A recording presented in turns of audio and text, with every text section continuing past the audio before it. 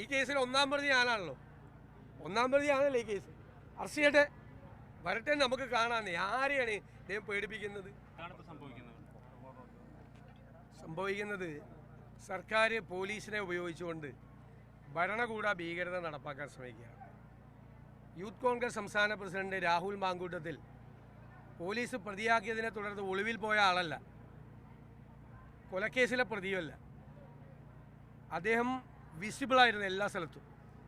DGP office മാർച്ചിലുണ്ടായിരുന്നു, ജയിലിൽ സഹപ്രവർത്തകരെ കാണാൻ പോയിട്ടുണ്ടായിരുന്നു, ജാമ്യം കിട്ടിയ സഹപ്രവർത്തകർക്ക് സ്വീകരിക്കാൻ പോയിട്ടുണ്ടായിരുന്നു, സംസ്ഥാനത്ത് നിരവധി വിചാരണ സദസ്സുകളിൽ UDF നടത്തിയ പരിപാടികളിലെല്ലാം പങ്കെടുത്തിട്ടുണ്ടായിരുന്നു. എന്നിട്ടും അദ്ദേഹത്തിന് വീട്ടിൽ പോയി വാതിൽ മുട്ടി തുറന്ന് പോലീസ് അകത്തേക്ക് കയറി അദ്ദേഹം ഉറങ്ങുകയാണെന്ന് പറഞ്ഞപ്പോൾ ഉറങ്ങുന്ന വാതിലിൽ മുട്ടി വിളിച്ച് ഇങ്ങനെ ബലം പ്രയോഗിച്ചൊരു ഷോ കാണിച്ച് സംസ്ഥാനത്തെ യൂത്ത് കോൺഗ്രസ് പ്രസിഡന്റിനെ അറസ്റ്റ് ചെയ്ത് യൂത്ത് കോൺഗ്രസിനെയും UDFനെയും ഭയപ്പെടുത്താമെന്ന് പിണറായി വിജയൻ കരുതണ്ട. താൻ ജാമ്യമെടുക്കില്ല, തൻ്റെ സഹപ്രവർത്തകർ ജയിലിൽ പോയതുപോലെ ജയിലിൽ പോകാം എന്ന് പറഞ്ഞ ആളാണ് രാഹുൽ മാങ്കൂട്ടത്തിൽ. ഞങ്ങളാണ് അദ്ദേഹത്തെ നിർബന്ധിച്ചത്. കാരണം അന്ന് അദ്ദേഹത്തിന് തലയിൽ ശിരസിൽ ഒരു അടിയേറ്റിരുന്നു. അതിനെ തുടർന്ന് കുറച്ച് ദിവസങ്ങൾക്ക് ശേഷം അദ്ദേഹത്തിന് ഒരു അസുഖമുണ്ടായപ്പോൾ 4-5 ദിവസം അദ്ദേഹം ആശുപത്രിയിലുണ്ടായിരുന്നു. തിരുവനന്തപുരത്തൊരു പ്രധാന ആശുപത്രിയിൽ. ആ ആശുപത്രിയിൽ അല്ലാതായ എല്ലാ ദിവസവും അദ്ദേഹം പുറത്തുണ്ടായിരുന്നു. ഇന്നലെയും അദ്ദേഹം കൊല്ലത്ത് കുണ്ടറയിലൊരു പരിപാടിയിൽ ചടങ്ങാൻ എന്നോടൊപ്പം ഉണ്ടായിരുന്നു. ഞാനാണ് നിർബന്ധിച്ച് അദ്ദേഹത്തെ വീട്ടിൽ പോയി ഒരാഴ്ച വിശ്രമിച്ച് പുറത്തിറങ്ങിയാൽ മതി എന്ന് പറഞ്ഞ് നിർബന്ധിച്ച് വീട്ടിലേക്ക് അയച്ചത്.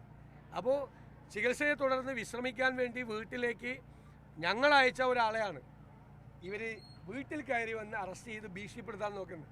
ആരെ പേടിപ്പിക്കാൻ നോക്കുകയാണെങ്കിൽ ഇദ്ദേഹം ആരെ പേടിപ്പിക്കാൻ നോക്കുകയാണ്?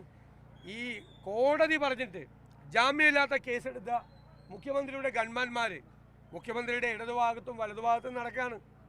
അവരെ അറസ്റ്റ് ചെയ്യില്ല. അവർക്ക് മൊഴി കൊടുക്കാൻ നേരമില്ല. മൊഴി കൊടുക്കാൻ പോലീസ് വിളിച്ചിട്ട് മൊഴി കൊടുക്കാൻ കോടതി ആവശ്യപ്പെട്ടനുസരിച്ച് ജാമ്യമില്ലാത്ത കേസെടുത്ത മുഖ്യമന്ത്രിയുടെ ഗൺമാന്മാർ 2 പേരും ഇതുവരെ പോലീസ് സ്റ്റേഷനിൽ പോയി ഹാജരായിട്ടില്ല. ഞാൻ നിൽക്കുന്നത് ചാലക്കുടിയിലാണ്. ചാലക്കുടിയിൽ പോലീസ് ജീപ്പിൻ്റെ മീതെ കയറി പോലീസ് ജീപ്പ് അടിച്ചു തകർത്തയാളെ പോലീസ് അറസ്റ്റ് ചെയ്തപ്പോൾ അയാളെ രക്ഷിച്ച് കൂട്ടിക്കൊണ്ടുപോയ CPM ഏരിയ കമ്മിറ്റി സെക്രട്ടറിയെ ഇതുവരെ അറസ്റ്റ് ചെയ്തിട്ടില്ല. ചാലക്കുടി SIയെ റോട്ടിലിട്ട് പേപ്പറ്റിയെ പോലെ തല്ലിക്കൊല്ലുമെന്ന് പറഞ്ഞ SFI സംസ്ഥാന നേതാവിനെ അറസ്റ്റ് ചെയ്തിട്ടില്ല. അപ്പം ഇതെൻ്റെ ഇരട്ട നീതിയാണ്, ഇരട്ട നീതി. ഈ തോന്നിവാസം കാണിച്ച SFIക്കാരെയും DYFIക്കാരെയും മോനെ കുഞ്ഞെ എന്നൊക്കെ പറഞ്ഞ് പാൽക്കുപ്പി കൊടുത്തിട്ടാണ് കൊണ്ടുപോയത്. യൂത്ത് കോൺഗ്രസ് സംസ്ഥാന പ്രസിഡന്റിൻ്റെ വീട്ടിൽ കയറി പോലീസ് സംസ്ഥാന പ്രസിഡന്റിനെ അറസ്റ്റ് ചെയ്തെങ്കിൽ അതിൻ്റെ തക്കതായ തിരിച്ചടി ഈ സർക്കാരിനുണ്ടാവും എന്ന് വളരെ വിനയത്തിലൊരു മുന്നറിയിപ്പ് മാത്രമാണ് ഞങ്ങൾ നൽകുന്നത്. പിന്നീട് നമുക്ക് കാണാം. വരട്ടെ, വീട്ടിലേക്ക് വരട്ടെ, വീട്ടിലേക്ക് വരട്ടെ. ഇവർ വീട്ടിൽ കയറിയാണ് അറസ്റ്റ് ചെയ്യണമെങ്കിൽ അങ്ങനെയൊക്കെ വീട്ടിൽ കയറി അറസ്റ്റ് ചെയ്യട്ടെ. ഈ കേസിൽ ഒന്നാം പ്രതി ഞാനാണല്ലോ. ഒന്നാം പ്രതിയാണല്ലോ ഈ കേസ്. അറസ്റ്റ് ചെയ്യട്ടെ, വരട്ടെ, നമുക്ക് കാണാമെന്നേ. ആരെയാണ് ഇദ്ദേഹം പേടിപ്പിക്കുന്നത്? ഇയാൾ ഈ പോലീസും സംവിധാനവും ഇതെല്ലാം ഉണ്ടെന്നാണ്. മുഖ്യമന്ത്രിയുടെ ഓഫീസിൽ മുഖ്യമന്ത്രിയെ നോക്കുകുത്തിയാക്കി നിർത്തിക്കൊണ്ടുള്ള ഒരു ഉപജാപക സംഘമാണ് പ്രവർത്തിക്കുന്നത്. അവരാണ് ഇതിൻ്റെ എല്ലാം പുറകിൽ. അവർ 4 നൂറ്റാണ്ട് മുമ്പ് ജീവിക്കേണ്ട ആളായിരുന്നു. അത്രയും പുറകിലാണ് അവർ. അവരാണ് ഇതിൻ്റെ നേതൃത്വം. ഇത് ഭയപ്പെടുത്താമെന്ന് വിചാരിച്ചിട്ട്, ഞങ്ങളെ ഭയപ്പെടുത്താമെന്ന് വിചാരിച്ചിട്ട് യൂത്ത് കോൺഗ്രസ് സംസ്ഥാന പ്രസിഡന്റിനെ വീട്ടിലേക്ക് എരച്ചു കയറി അറസ്റ്റ് ചെയ്തുകൊണ്ട് പോയ കേരളത്തിലെ യൂത്ത് കോൺഗ്രസ്സുകാരൊക്കെ പേടിച്ച് വീടിനകത്തേക്ക് കയറുമല്ലോ. അത് പേടിച്ചിട്ടാണ്. അതാണ് ഞാൻ പറഞ്ഞത്. 4 നൂറ്റാണ്ട് മുമ്പ് ജീവിക്കേണ്ടിയിരുന്ന ആളുകളാണ് മുഖ്യമന്ത്രിയുടെ ഓഫീസിൽ ഇരുന്ന് ഈ ഉപജാപക സംഘം ഈ വൃത്തികേടുകൾ മുഴുവൻ കാണിക്കുന്നത്. ഇതിനെതിരായി ജനാധിപത്യ കേരളം അതിശക്തിയായി പ്രതികരിക്കും. ഞങ്ങളുടേതായ പ്രതികരണം ഉണ്ടാവുകയും ചെയ്യും. കാത്തിരുന്ന് കാണാം. സംശയം എന്താ? ഞാൻ പറഞ്ഞല്ലോ, മുഖ്യമന്ത്രിയെ നോക്കുകുത്തിയാക്കിക്കൊണ്ടൊരു സംഘമാണ് ഇതെല്ലാം ചെയ്യുന്നത്. ഇത് ഭരണകൂട ഭീകരത ഉണ്ടാക്കാൻ നോക്കുവാണ്. അധികാരത്തിൻ്റെ അഹങ്കാരവും ധാർഷ്ട്യവുമാണ് ഈ കാണിക്കുന്നത്. കേരളത്തിൽ ഒരു കാലത്തും ഇല്ലാത്ത തരത്തിൽ. സത്യമാണ്, യാഥാർത്ഥ്യമാണ്. ശശി തരൂർ തിരുവനന്തപുരത്തെ ജനങ്ങൾ ഹൃദയത്തിലേറ്റിയ ജനപ്രതിനിധിയാണ്.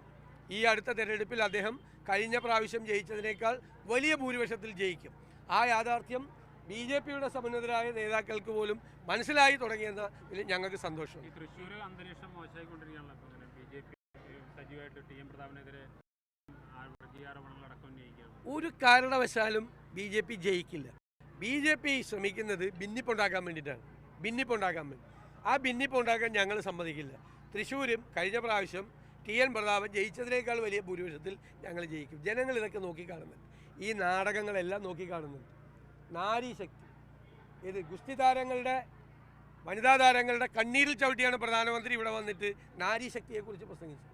നാരീശക്തി നാട് മുഴുവൻ സ്ത്രീകൾ വേട്ടയാടപ്പെടുമ്പോൾ അതുമ്പോൾ ഒരു പണിയും ചെയ്യാതെ നോക്കിയിരിക്കുന്ന പ്രധാനമന്ത്രിയാണ് ഇവിടെ വന്ന് നാരീശക്തിയെക്കുറിച്ച് പറഞ്ഞത്. ഇതെല്ലാം BJPയുടെ നാടകങ്ങളാണ്. അതൊന്നും വിലപ്പോവില്ല. ഇത് ജനാധിപത്യ കേരളമാണ്, മതേതര കേരളമാണ് എന്ന് തൃശ്ശൂർ ഒരിക്കൽ കൂടി തെളിയിക്കും. അല്ല, തീർച്ചയായിട്ടും ഞങ്ങൾ എല്ലാവരോടും ആലോചിച്ചുകൊണ്ടിരിക്കുക. DK ശിവകുമാർ കഴിഞ്ഞ ദിവസം തിരുവനന്തപുരത്ത് എന്ന് പറഞ്ഞത് അയോധ്യ വിഷയം അവിടെ പോകുമോ എന്നുൾപ്പെടെയുള്ള കാര്യങ്ങൾ ചോദിച്ചപ്പോൾ നമ്മളെല്ലാവരും ഹിന്ദുക്കളല്ലേ എന്നാണ് ചോദിച്ചത്. അത് ക്ഷേത്രത്തിലെ കാര്യമല്ലേ പറയാം. ക്ഷേത്രത്തിൽ പോകുന്ന കാര്യമല്ല.